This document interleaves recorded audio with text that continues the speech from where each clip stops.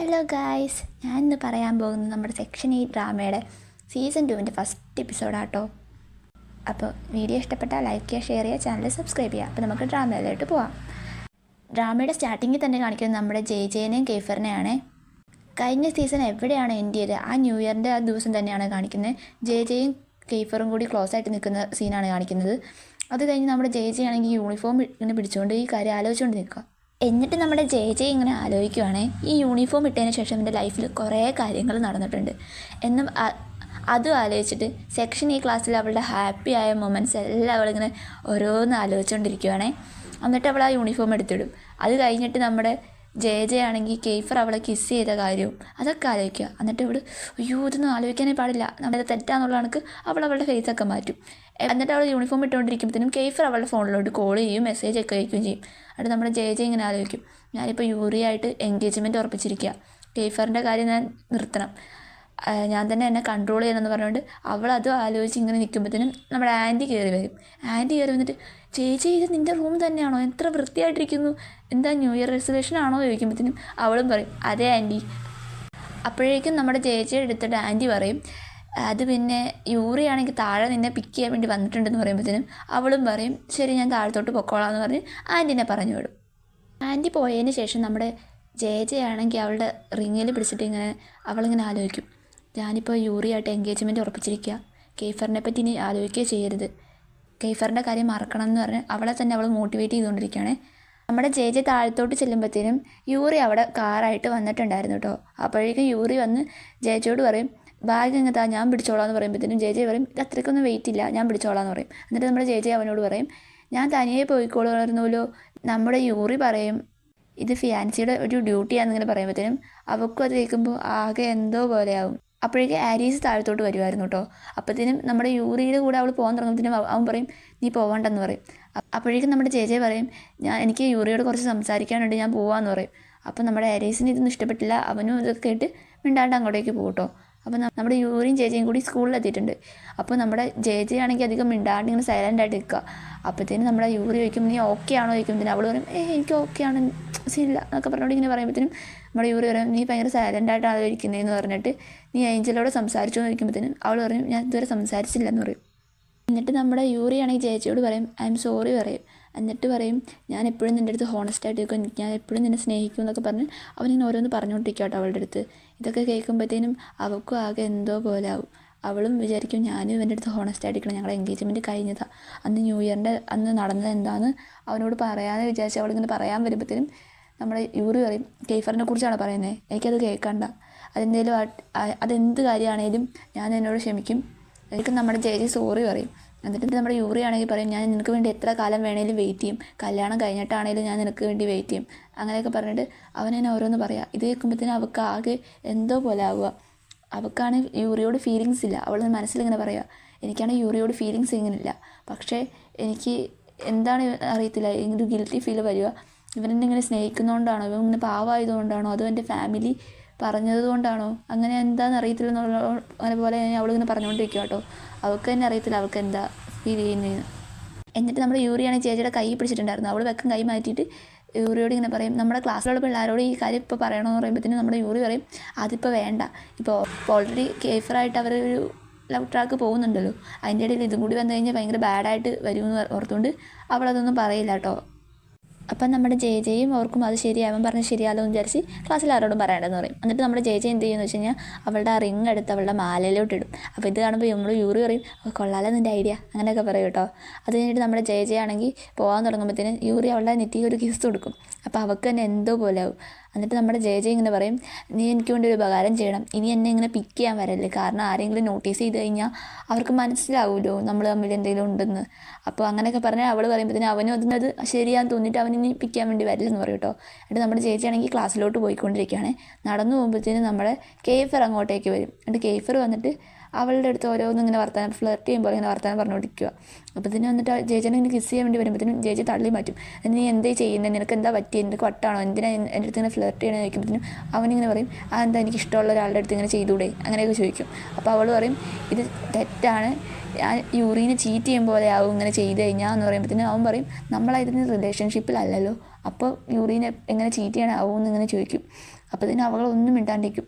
അപ്പോൾ അവളിങ്ങനെ അതൊക്കെ പോട്ടെ ഞാൻ പോവാന്ന് പറഞ്ഞ് ഇങ്ങനെ പോകാൻ തുടങ്ങുമ്പോഴത്തേനും നമ്മുടെ കെയ്ഫർ അവളിങ്ങനെ പിടിച്ചെടുത്തിട്ട് പറയും നമ്മളിപ്പോൾ റിലേഷൻഷിപ്പിലല്ല, പക്ഷേ നീ എൻ്റെ ഇങ്ങനെ പറയും കേട്ടോ. അപ്പോഴത്തേനും അവൾക്കൊന്നും മിണ്ടാൻ പറ്റില്ലാത്ത പോലെ ഇങ്ങനെ അവൾ നോക്കിക്കും.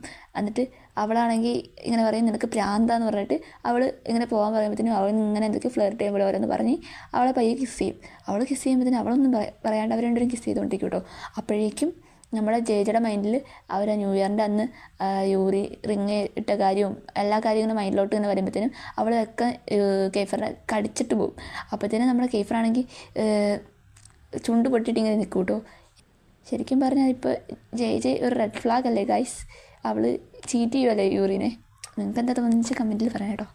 നമ്മുടെ ചേച്ചിയാണ് ഇപ്പോൾ ക്ലാസ്സിലോട്ട് വരും കേട്ടോ. അപ്പോൾ ക്ലാസ്സിലാണെങ്കിൽ എല്ലാവരും അലമ്പും അടിയിടിയൊക്കെ ആയിട്ട് ചുമ്മാ തമാശയായിട്ട് ഇങ്ങനെയൊക്കെ ഇരിക്കുക. അപ്പോൾ നമ്മുടെ ചേച്ചിയുടെ അടുത്ത് വെക്കേഷൻ എങ്ങനെ ഉണ്ടായിരുന്നു എന്ന് ചോദിച്ച് അവൾ ഓരോരുത്തരടുത്തും വർത്താനം പറഞ്ഞിങ്ങനെ അവൾ ഹാപ്പി ആയിട്ട് ഇങ്ങനെ നടന്നു പോവാണേ. അപ്പോഴേക്കും അവൾ ശ്രദ്ധിക്കുന്നു സിയാൻ അവിടെ ഇല്ലെന്ന്. അപ്പോൾ അവൾ ചോദിക്കും സിയാൻ അവിടെ പോയി നിൽക്കുമ്പോഴത്തേനും അവനെ വിളിച്ചായിരുന്നു എന്നിട്ട് കിട്ടിയൊന്നുമില്ലെന്ന് ഇങ്ങനെ പറയും. അപ്പോൾ അവൾ ഇങ്ങനെ ആലോചിക്കുക സിയാൻ എവിടെ പോയി ഇങ്ങനെ ആലോചിച്ചുകൊണ്ടിരിക്കുമ്പോഴത്തേനും ഡേവിഡ് കയറി വരും. അപ്പോൾ അവൾ ഹായൊക്കെ പറഞ്ഞ് ഇങ്ങനെ നിൽക്കുമ്പോഴത്തേനാണ് നമ്മുടെ കെയ്ഫർ കയറി തന്നെ. കെയ്ഫർ കയറി വരുമ്പോഴത്തേനും അവരെല്ലാവരും ചോദിക്കും നിൻ്റെ ചുണ്ടിന് എന്നാ പറ്റിയത്, ആരോഗ്യമായിട്ട് ഇടി വെച്ചോ അങ്ങനെയൊക്കെ ചോദിച്ചുകൊണ്ട് അവനിങ്ങനെ ഓരോന്ന് പറഞ്ഞ് കളിയാക്കുമ്പോഴത്തേനും നമ്മുടെ ജെ ഇങ്ങനെ പറയും നിനക്കത് ആവശ്യമെന്നുള്ളതാണൊക്കെ അവളും ഇങ്ങനെ ഒരു എക്സ്പ്രഷൻ ഇടും കേട്ടോ. അപ്പോഴേക്കും നമ്മുടെ ജെ ഇങ്ങനെ ക്ലാസ് ഫുള്ള് ഇങ്ങനെ ശ്രദ്ധിക്കും. നല്ല ഫണ്ണായിട്ട് അടിയിടി ഇങ്ങനെ ഓരോ ഇതായിട്ട് ഇങ്ങനെ നിൽക്കുന്നതാകുമ്പോഴത്തേനും നമ്മുടെ ചേച്ചി ഇങ്ങനെ ഓർക്കും ഇതെല്ലാം പഴയ പോലെ തന്നെയായി, നമ്മുടെ ക്ലാസ്സും ഞങ്ങളെല്ലാം പഴയ പോലെ തന്നെയാണ്. ഇങ്ങനെ അവളിങ്ങനെ ആലോചിച്ചുകൊണ്ട് ഇങ്ങനെ നിൽക്കുമ്പോഴത്തേനും നമ്മുടെ യൂറി കയറി വരുന്നത്. യൂറി അപ്പുറത്തും കെയ്ഫർ ഇപ്പുറത്തും അവരൊരു അടിയായിട്ടുള്ള പോലെ ഇങ്ങനെ ഇരിക്കുക. അപ്പോൾ ഇത് കാണുമ്പോഴത്തേനും അവൾ പറയും പക്ഷേ സത്യം എന്താ വെച്ച് കഴിഞ്ഞാൽ എല്ലാം ചേഞ്ച് ആയിട്ടുണ്ട് എന്നൊക്കെ അങ്ങനെ പറഞ്ഞ് അവൾ വിഷമിച്ച് ഇങ്ങനെ നിൽക്കുമ്പോഴത്തേനും നമ്മുടെ സാറ് കയറി തന്നെ. സാറ് വരുമ്പോഴത്തേനും എല്ലാവരും നല്ല പിള്ളേരായിട്ട് കയറി സീറ്റിലൊക്കെ ഇരിക്കും കേട്ടോ. അപ്പോഴേക്കും നമ്മുടെ സാറാണ് ഇങ്ങനെ പറയും പിള്ളേരോട് നിങ്ങൾക്ക് ഈ പ്രാവശ്യം റീട്രീറ്റ് ഉണ്ട് കേട്ടോ എന്നിങ്ങനെ പറയുമ്പോഴത്തേനും അവർ ചോദിക്കും ഞങ്ങൾക്കും ഉണ്ട്, ഞങ്ങളെ ഇൻക്ലൂഡ് ചെയ്ത് നോക്കുമ്പോഴത്തേനും സാറ് പറയും അതെ നിങ്ങൾക്കും ഉണ്ട്, നിങ്ങൾക്ക് ഈ പ്രാവശ്യം നേരത്തെ ഉണ്ടാവാൻ ചാൻസ് ഉള്ള കുറേ ആക്ടിവിറ്റീസൊക്കെ ഉണ്ട്, പക്ഷേ കറക്റ്റ് ഡേറ്റ് അറിഞ്ഞുകൂടാ, പോസ്റ്റ് ഫൈനൽ എക്സാം വരുമല്ലേ, അപ്പോൾ ഇത് കാരണം നിങ്ങൾക്ക് കറക്റ്റ് ഡേറ്റ് അറിഞ്ഞുകൂടാന്നൊക്കെ ഇങ്ങനെ സാർ ഇങ്ങനെ പറയുമ്പോഴത്തേനും നമ്മുടെ ചേച്ചി ചോദിക്കും പോസ്റ്റ് ഫൈനൽ എക്സാമോ അതെന്താണെന്ന് യൂറിയോട് ചോദിക്കുമ്പോഴത്തേനും അവൻ പറയും അത് ഫൈനൽ എക്സാം അതിൻ്റെ കാര്യം ഇങ്ങനെ പറഞ്ഞിട്ട് ഇത് എഴുതിയാലാണ് ഗ്രാജുവേറ്റ് ആവുള്ളൂ എന്നിങ്ങനെ പറയുമ്പോഴത്തേനും നമ്മൾ ചേച്ചി പറയും അയ്യോ അപ്പം എൻ്റെ കാര്യം തീർന്നു ഞാൻ ജയിക്കില്ല അങ്ങനെയുള്ള കണക്ക് പറയുമ്പോഴത്തേനും നമ്മുടെ യൂറി പറയും ഞാൻ അല്ലേ ഉള്ളേ നീ പേടിക്കണ്ട നീ എന്തായാലും ജയിക്കുമെന്ന് പറയും. നമ്മുടെ ചേച്ചിക്കും സന്തോഷമാവും കേട്ടോ. അപ്പോൾ ഇത് കാണുമ്പോഴത്തേനും നമ്മുടെ കെയ്ഫറിനാകെ സഹിക്കില്ല. അപ്പം ആകെ ജലസായിട്ട് ഇങ്ങനെ ഒരു സൈഡിലേക്കുവേ. അത് കഴിഞ്ഞ് കാണിക്കുന്ന സീൻ എന്താ വെച്ചാൽ അവരെല്ലാം ഭക്ഷണം കഴിക്കാൻ വേണ്ടി ഇരിക്കുവാണേ. നമ്മുടെ ചേച്ചിയാണെങ്കിൽ ഫുഡ് കഴിച്ചുകൊണ്ടിരിക്കുമ്പോഴത്തേനും നമ്മുടെ കെയ്ഫർ ചേച്ചിയുടെ അടുത്ത് വന്നിരിക്കും.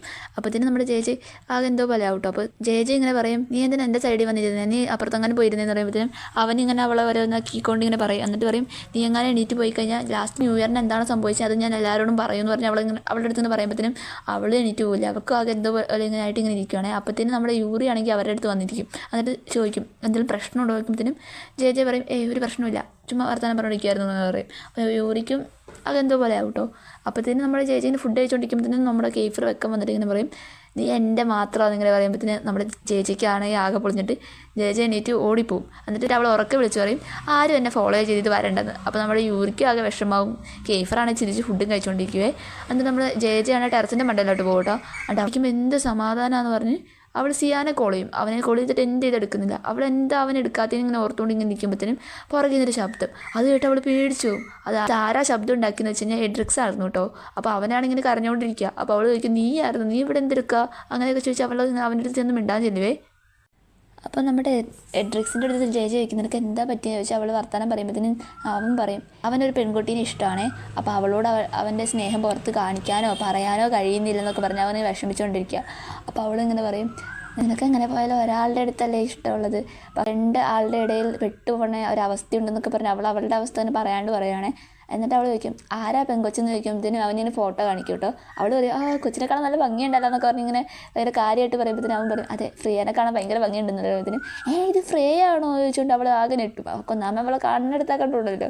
എന്നിട്ട് അവൾ ഇവളേക്ക് ഇതിൽ ഇങ്ങനെ ഇരിക്കുമ്പോഴത്തേനും നമ്മുടെ ചെറുക്കൻ പറയും ഇത് നീ ആരുടെ പറയില്ല നമ്മൾ മാത്രം അറിഞ്ഞാൽ മതി എന്ന് പറഞ്ഞിട്ട് പ്രോമിസ് ഒക്കെ ചെയ്യും കേട്ടോ. എന്നിട്ട് അവളിങ്ങനെ ഫുഡ് കഴിച്ചുകൊണ്ടിരിക്കുമ്പോഴത്തേനും ഫുഡ് താഴെ ഉണ്ട് പോയി കഴിക്കുന്നു പറഞ്ഞാൽ അവനെ പറഞ്ഞു വിടും. അത് കഴിഞ്ഞ് കാണിക്കുന്ന സീൻ എന്താ വെച്ചാൽ ചേച്ചിയെ വീട്ടിലോട്ട് വരുമ്പോഴത്തേനും കുറേ ജോലിക്കാരാണെങ്കിൽ കുറേ സൂട്ട് കേസ് ഒക്കെ എടുത്തുകൊണ്ട് ഇങ്ങനെ പോവുകയാണേ. അപ്പോൾ ഇവിടെ കാണിക്കുമ്പോഴത്തേനും താരാ പുതിയ ഗസ്റ്റൊക്കെ ഉണ്ടോ ഒന്ന് ആലോചിച്ച് നിൽക്കുമ്പോഴത്തേനും തിരിഞ്ഞ് നോക്കുമ്പോഴത്തേനും സിയാനാണെങ്കിൽ ആൻറ്റി എടുത്തിരിക്കുക. നമ്മുടെ ജയജയാണെങ്കിൽ ഓടി സിയാൻ്റെ അടുത്ത് ചെല്ലും കേട്ടോ. എന്നിട്ട് പറയും, നീ എന്താ ഞാൻ വിളിച്ചിട്ട് എടുക്കാൻ, നീ എന്താ ക്ലാസ്സിൽ വരാത്തതെന്നൊക്കെ പറഞ്ഞ് അവൻ്റെ നല്ല അടി വെച്ച് കൊടുക്കും കേട്ടോ. അപ്പത്തിന് ആൻറ്റി ആണെങ്കിൽ തല്ലല്ലേ കൊച്ചിനെന്നൊക്കെ പറഞ്ഞ് നിങ്ങളിവിടെ സംസാരിച്ചിരിക്കും, ഞാൻ പോയി ഫുഡ് ഉണ്ടാക്കിയിട്ട് വരാമെന്ന് പറഞ്ഞ് ആൻറ്റി പോവേ. അപ്പോഴേക്കും നമ്മുടെ ജയജ ഇങ്ങനെ ചോദിക്കും, നിനക്ക് എന്താ പറ്റി, നീ ക്ലാസ്സിൽ എന്താ വരാത്തതെന്ന് ചോദിക്കുമ്പോഴത്തേന് സിയാൻ പറയും, എൻ്റെ ചേട്ടനാണെങ്കിൽ എന്നെ വീട്ടിൽ ലോക്ക് ചെയ്തേക്കുമായിരുന്നു എന്ന് പറയും. അപ്പോൾ അവളും ചോദിക്കും എന്ത് പറ്റി ചോദിക്കുമ്പോഴത്തേനും അപ്പോൾ നമ്മുടെ സിയാൻ പറയും, ഞാനിവിടെ എൻ്റെ ടൈമും എൻ്റെ പൊട്ടൻഷ്യലെല്ലാം വേസ്റ്റ് ചെയ്യാമെന്ന് പറഞ്ഞിട്ട് ചേട്ടനാണെങ്കിൽ എൻ്റെ അടുത്ത് ലണ്ടനിൽ പോയി പഠിക്കാൻ പറഞ്ഞു. അതിനെനിക്ക് പറ്റിയാലെന്ന് പറഞ്ഞപ്പോഴത്തേനും ചേട്ടൻ എന്നെ അവിടെ ലോക്ക് ചെയ്തിട്ടു, ഫോൺ പോലും എടുക്കാൻ പറ്റിയില്ല എന്നൊക്കെ പറഞ്ഞിട്ട് അവനിങ്ങനെ പറയും കേട്ടോ. അപ്പോഴത്തേനും നമ്മുടെ ചേച്ചിക്ക് ആകെ വിഷമമാവും. എന്നിട്ട് അവൾ ചോദിക്കും, ചേട്ടൻ തന്നെ തല്ലി ചോദിക്കുമ്പോഴത്തേനും അവൻ പറയും, തല്ലിയൊന്നുമില്ല, ചേട്ടൻ പറഞ്ഞു ഞാൻ പറയണത് കേൾക്കാൻ പറ്റിയില്ലെങ്കിൽ വീട്ടിൽ നിന്ന് ഇറങ്ങിപ്പോക്കോളാൻ പറഞ്ഞു എന്ന്. അപ്പോൾ ഞാൻ വീട്ടിൽ നിന്ന് ഇറങ്ങിപ്പോയി എന്ന് പറയുമ്പോഴത്തേനും ആൾ വീട്ടിൽ നിന്ന് ഇറങ്ങിപ്പോന്നാ, അപ്പം നീ എവിടെ നിൽക്കും എന്നൊക്കെ പറഞ്ഞു ചോദിക്കുമ്പോഴത്തേനും ഞാൻ എൻ്റെ വീട്ടിൽ നിൽക്കും. ഏഞ്ചലോ ഇതിനെ സമ്മതിക്കില്ല എന്ന് പറഞ്ഞാൽ അവളിങ്ങനെ പറയുമ്പോഴത്തേനും പറയും, ഏഞ്ചലോ ഇതിനൊക്കെ സമ്മതിച്ചല്ല എന്ന് പറയുമ്പോഴത്തേനും ഏഞ്ചൽ അവിടെ നിന്ന് ഇറങ്ങി വരുവേ. എന്നിട്ട് ഏഞ്ചൽ പറയും ഞാൻ സമ്മതിച്ചതാന്ന് പറഞ്ഞിട്ട് ഇങ്ങനെ ജസ്റ്റ് പറഞ്ഞിട്ട് പോകും. അപ്പോൾ അവർ വലിയ കാര്യത്തിന് മിണ്ടുന്നൊന്നുമില്ല കേട്ടോ. അപ്പോൾ നമ്മുടെ ജയ ഇങ്ങനെ പറയും, ഇത് വീട്ടിൽ അറിയിക്കുന്നില്ല അറിയോ ചോദിക്കുമ്പോഴത്തേക്കും അവൻ പറയും, ഞാൻ എൻ്റെ അമ്മയോട് പറഞ്ഞിട്ടാണ് പോകുന്നതെന്ന് പറയുമ്പോഴത്തേനും അവൾ പറയും, ആദ്യമായിട്ടാണ് ഇങ്ങനെ ഒരാൾ വീട്ടിൽ പറഞ്ഞിട്ട് ഓടി പോകുന്നതെന്നൊക്കെ പറഞ്ഞ് അവൾ ഇങ്ങനെ അവനെ കളയാക്കും കേട്ടോ. എന്നിട്ട് അവളിങ്ങനെ ആലോചിക്കും, നീ ഏത് റൂമിൽ കിടത്തുമെന്ന് പറഞ്ഞ് ഇങ്ങനെ ആലോചിക്കുമ്പോഴത്തേനും നമ്മുടെ സിയാൻ പറയും, ഏഞ്ചൽ പറഞ്ഞ് നിൻ്റെ റൂമിൽ കിടന്നാൽ മതിയെന്ന്. ജയജയും പറയും എൻ്റെ റൂമിൽ അത് പറ്റില്ല എന്ന് പറഞ്ഞാൽ അവളിങ്ങനെ അവനിട്ട് ഓടിക്കും കേട്ടോ.